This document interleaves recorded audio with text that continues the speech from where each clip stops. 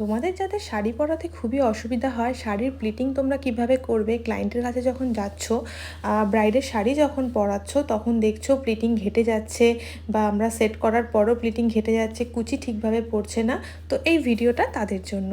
ভিডিওটা স্কিপ না করে পুরোটা দেখো।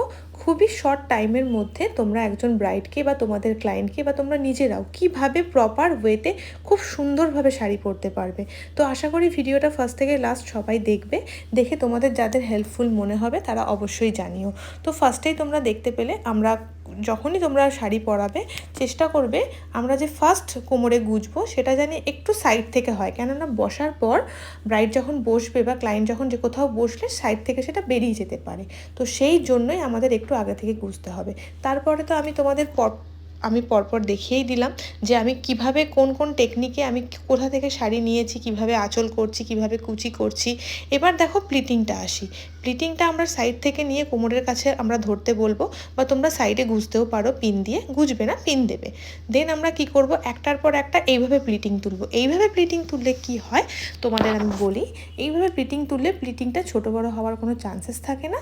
আর কি হয়, মানে খুব সুন্দর একটা প্রপার, মানে প্লিটগুলো অনেকটা পড়ে। অনেক সময় আমাদের কি হয়, আমরা প্লিটিং ঠিকঠাক করতে পারি না, ছোট বড় হয়ে যায়, সেক্ষেত্রে আমাদের খুব প্রবলেম হয় আমরা অ্যাডজাস্টমেন্টের।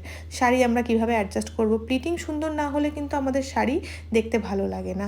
আর দেন তোমরা যখন আঁচলটা নিয়ে এসে সামনের দিকে গুজবে তখন কিন্তু তোমরা ওটাকে সুন্দরভাবে একটু সাইড থেকে মুড়িয়ে দেবে। না মুড়ালে কিন্তু সাইডের আঁচলের যে কর্নারটা দেখা যায় সাইড থেকে, ওটা কিন্তু খুব বাজে লাগে।